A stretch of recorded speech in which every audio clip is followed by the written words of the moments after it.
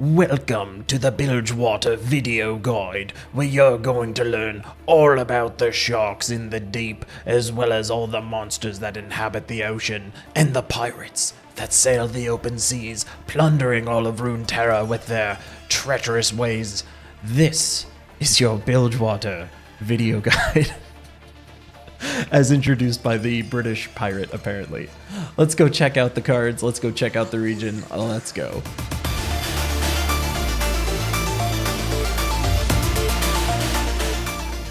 Bilgewater has all these fun mechanics that were introduced with them being a thing. So one of these is the ability of vulnerable. Vulnerable means that whatever enemy has this vulnerable debuff on them, you are able to pull them as if you had Challenger onto any one of your units. So this allows for very easy blocking or attacking mechanics where you can just decide who is going to block who. So this mechanic is very, very fun. On top of that, you also get the ability to plunder stuff. So plunder is this ability that if you just hit the enemy nexus at that point, now any unit or card that you have that has a plunder ability on it will be able to be triggered. So all of these plunder effects are little extras on top of the spells themselves or the actual units themselves. So when you're playing a Bilgewater deck, always remember that if you do have plunder cards, you want to take advantage of the fact that you get bonuses for doing damage first to the enemy nexus and then casting your spells and or units. So plunder, also a very cool thing. On top of that, there's powder kegs. Powder kegs are kind of the bread and butter of any kind of like aggro strategy or even potential spell strategy. What these do is amplify all of the spells, or I should say the next spell that you cast is going to be doing an extra 1 damage on top of everything that does. So keep in mind that if you combine this with something like a Noxious Fervor, for instance, you're going to be doing more damage to your own unit to do even more damage to the opponent.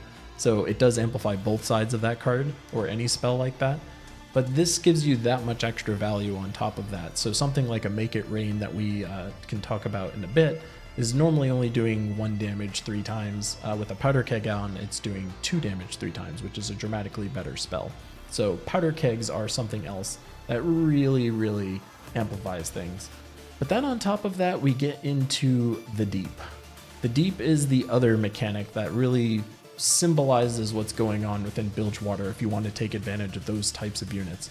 And what deep is you're trying to essentially mill yourself, which means remove a bunch of cards from your deck to get down to 15 cards, which will then amplify all of these deep creatures +3/+3. So all of these sea monster type creatures get incredibly stronger, which is super fun.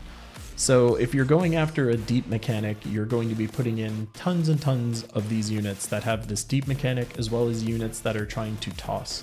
So toss is another mechanic that basically is chucking cards away to help you get your deck thinner so you can get to deep faster.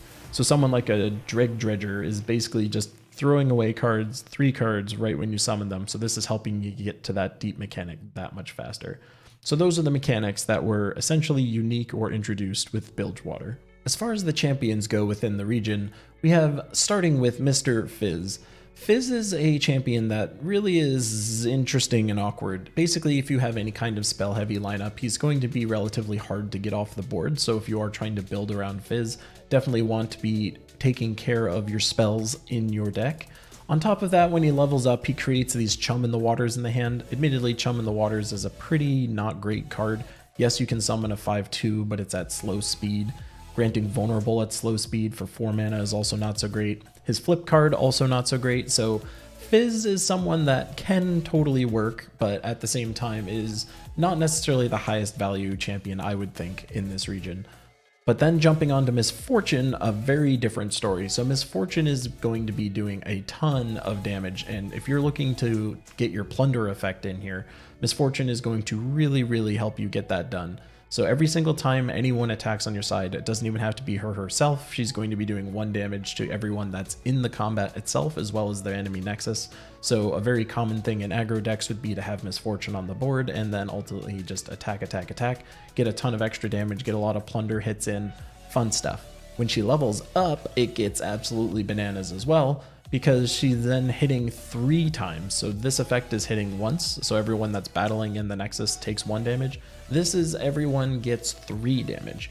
dramatically more impactful. So if you're in an aggro deck and you happen to level up Misfortune, it gets insane.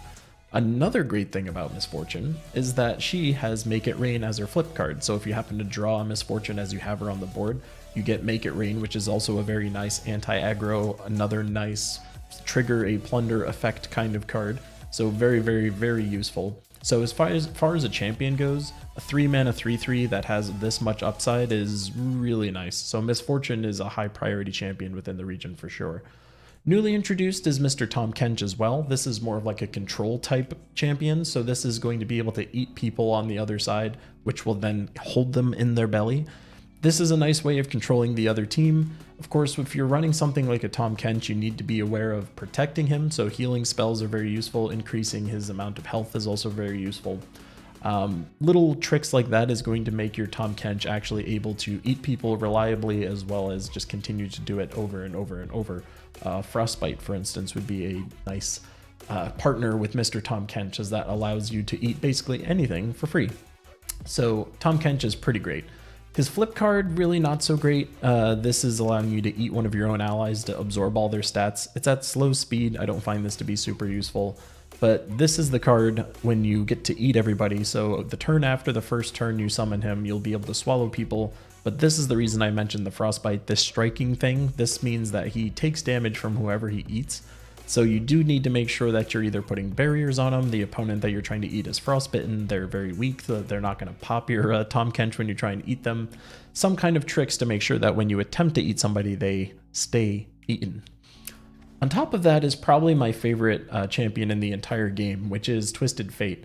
Twisted Fate is a champion that basically has so much utility within it. So when you get to play Twisted Fate, you get to choose between one of these cards. You can either refill a spell mana and draw a card, you can do 1 damage to everything on the board, or you can do 2 damage to something and stun them. And of course, if you do powder kegs on top of all this, all of these effects get amplified for the red and the gold card. So Twisted Fate is somebody that when you drop him on the board gets you a good amount of value right away. Of course, as a actual unit, he's fairly weak. A 2/2 with quick attack for 4 is a very weak stat line, but you're not really playing Twisted Fate for his ability to do anything in combat. It's much more trying to see if you can level him up and then also getting the immediate value with these cards when you play him. Leveling him up is a very complicated thing to do. There's a lot of cards in the region that try and enable you to draw a bunch of cards, but admittedly, if you are able to level a Twisted Fate, it is insane, but more often than not, you're not going to be able to. The reason why it's insane is that on-play effect of playing one of those cards can happen 3 times a turn if you get him leveled up. And it always starts in the order, so he'll throw a blue card first, and then he'll throw a red card, and then he'll throw a gold card. So as long as you're playing cards in any capacity, your Twisted Fate is going to be dominating the board, just really controlling things, stunning people, doing damage to everyone, drawing you extra cards. A leveled up Twisted Fate is a serious menace for your opponent. So Twisted Fate, very fun to build around. Gangplank is a very useful troop here because he's getting 5/5 for 5, so stat line is already pretty decent. He has Overwhelm on him, which is also cool, and he summons a Powder Keg. Leveling him up is really not that complicated. If you're running any kind of deck that's trying to take advantage of Gangplank, you want to be doing a lot of direct damage type spells or have effects on attack that'll do damage to the enemy nexus. So even like an Elusive could potentially be doing fun stuff to help you get him leveled up. When he does level up, it's not crazy. It's not like game ruining where the opponent feels under massive pressure that they can't do anything to survive it. But he will summon a Powder Keg every single turn, so all of your spells will be amplified, so he naturally synergizes with putting spells in your deck. And then when he attacks himself, he does 1 damage to everything in the enemy nexus. And again, this is amplified by the Powder Keg, so this is theoretically 2 to everything if you have a Powder Keg out. His flip card is not the best, dealing 1 damage to something, and then if it kills it, it does 1 to the enemy nexus.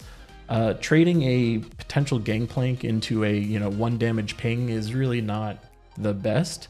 So admittedly, I think his flip card is kind of a complete throwaway. But Gangplank, and again, in like aggro strategies, for instance, or just going way over the top at the end with all the Powder Kegs, is definitely a strategy that you can take advantage of. But then we get to Nautilus, who's your deep champion. Nautilus is someone that starts out being essentially, I don't want to say useless, but they don't do a whole lot. They just have 12 health, right? The 12 health, whatever. It's a very beefy unit, of course. But on top of all of this stuff, Once they level up, that's when things go absolutely crazy. So you go from a 0-12 to a 13-13 with toughness, of course. You have it here as well. But then once you have this, all of your sea monster allies cost 4 less. And when you level up, all the allies that you've tossed previously get thrown back into your deck. So you get to shuffle all of them back into your deck. Incredibly good. So if you're able to survive long enough to get your Nautilus down and leveled up, your deck is going to be dropping like massive creatures every single turn. You're going to be dropping like 7/5s, 7/7s, just turn after turn after turn, like multiple a turn. Like it is going to be very hard for your opponent to recover from anything like that. But if you are putting a deck together that's taking advantage of Nautilus, you do need to be throwing in a lot of toss mechanics. Otherwise, you're just never going to reach that point.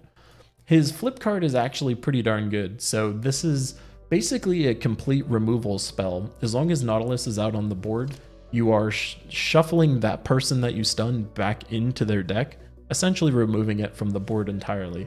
So this is incredibly useful as well. But those are your champions for Bilgewater. They're all pretty darn cool. Let's go look at some other stuff. When it comes to the units within Bilgewater, there is a nice mix of ones that lend themselves more towards plunder and or aggro type mechanics, as well as ones that lend themselves to the deep side mechanics. So when you're looking at anything that's trying to fit into a deep deck, for instance, you're looking for cards that have toss, so something like a Dreg Dredgers is very useful. If you're looking to enable someone like a Twisted Fate, for instance, you'd want to be getting draw type cards, so things like a Pool Shark, which is constantly drawing an extra card every turn and giving it fleeting, is very useful to try and activate someone like a Twisted Fate earlier. On top of this, you also get some of these self-damaging creatures. So if you're running a healing type deck, if you're trying to pair this up with another region that's taking advantage of healing effects, there's a lot of cards in here that are also hurting themselves to then be, pretty decent creatures getting extra effects.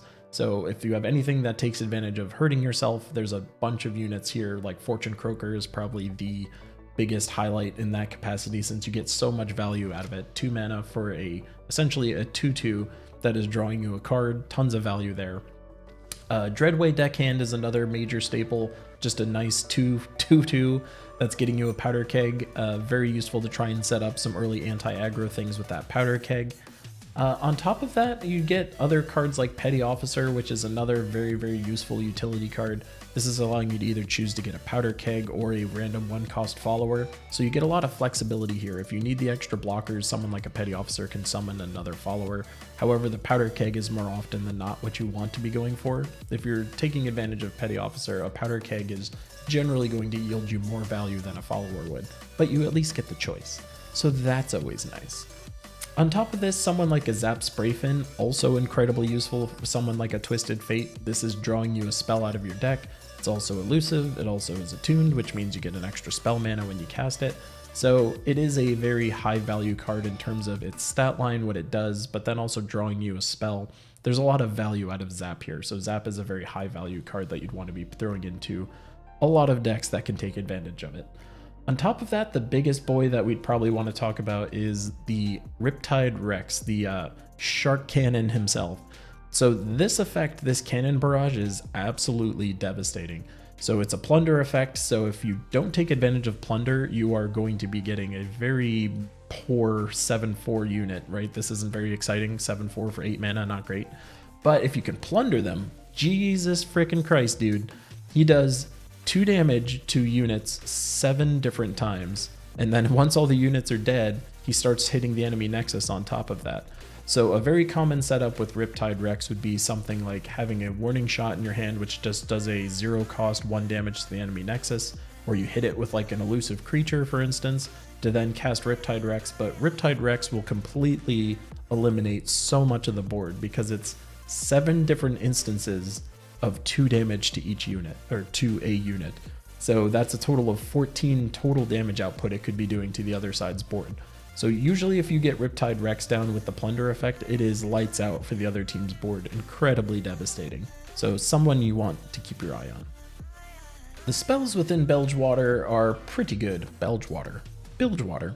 The spells within Bilgewater are pretty darn good as well, but they are a very mixed bag. So something like a Warning Shot is just doing a 0 cost 1 damage to the enemy nexus, so if you're trying to get a cheap and easy way to activate plunder abilities, Warning Shot is there. There's also units that can just generate Warning Shots in hand, so if you are trying to get some Warning Shots, it's probably better to put the unit in that gets you Warning Shot versus the Warning Shot spell itself. But some decks might require just having cheap and easy access to plunder effects, so a Warning Shot incredibly useful for this. Something like Jettison, of course, is your staple for deep decks. This is going to allow you to just toss 4 cards, so this will help you get deep much faster. Make It Rain is probably the biggest card within this entire region. I know it sounds very uninspired to do 3 damage total, 1 damage 3 different times. However, Make It Rain when paired with Powder Kegs amplifies that to 2 damage to a bunch of stuff, and even if you don't, this is going to be able to activate Plunder for you. This is also going to help you clean up the other board in some capacity. This is just a really high value card in general. So Make It Rain, a very great anti-aggro tool, a very great Plunder activator, potentially just chipping away at your opponent's people so that way you can get in for more damage or kill them off altogether. Make It Rain, very high value. It's very rare that there's a deck that's running Bilgewater that's not looking at Make It Rain very seriously or including it as a 3-of by default. So very high value card. On top of that, we also get Salvage. This is kind of like a combination card with Twisted Fate as well as Nautilus. So this is helping you get deep by tossing, but it's also drawing you 2 different cards. It's 4 mana, so it's not the most efficient. That's the thing that's a downside of this card, is that unless you're running both Nautilus and Twisted Fate, that you're kind of wasting one of these 2 sides of the card. Like, you either care about the drawing or you care about the tossing unless you're running both. So that's the one downside of Salvage. But in general, if you're trying to get Twisted Fate leveled or Nautilus leveled faster, this is a card that is going to help you get there. On top of all that fun stuff, you get Scrap Shot, which is just a straight up do 7 damage to something and then tossing 3. So this is really nice board removal that you can use to help you survive long enough to get deep, as well as getting you deeper when you cast it. So Scrap Shot, a very useful card if you're trying to build a deep deck as well. This is a fun card as well with Mind Meld. I'll mention that this basically allows you to have a turn where, in theory, if you've cast a lot of spells, this will pump up everyone on your side by quite a bit. So Mind Meld is something that you might want to be including if you know you're going to be casting a lot of spells in a deck. This will crank all of your units up quite a bit, which is pretty darn awesome. When it comes to regions that you might want to pair with Bilgewater, it kind of depends on what type of deck you're trying to build. If you're trying to build a deep deck or if you're trying to build an aggro deck, Bilgewater offers a ton of different benefits to other regions as well. Most notably, I would say, is Noxus. Noxus gives a ton of value to aggro type strategies. So Noxus gets you access to a ton of spells that are doing damage. So if we just glance at the spells here within Noxus, we're seeing that you get dealing damage to units, dealing damage to units, dealing damage to units, dealing damage to units in the Nexus. There's just a ton of things in here that are just trying to hit the enemy Nexus, even just straight up Decimate, which is hitting the enemy Nexus.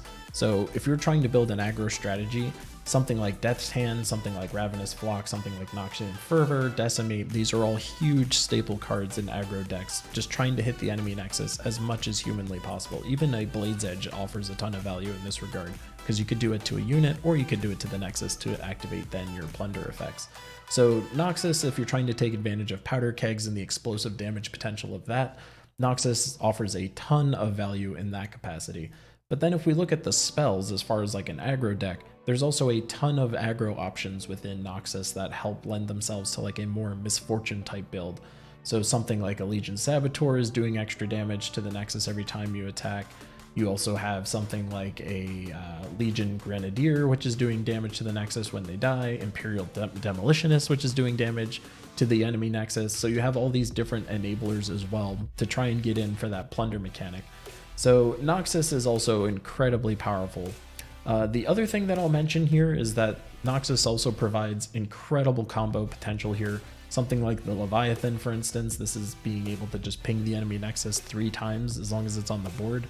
This pairs incredibly well with Swain. I know that's all within the Noxus world, but what you would want to be doing with your Bilgewater cards in this capacity is using them for the plunder effects, the units, to basically keep things blocking things out, as well as having your various spells like Make It Rain to protect you as you try and build up to that big lethal combo Once Swain and the Leviathan are on the board, it's just devastating, overwhelming.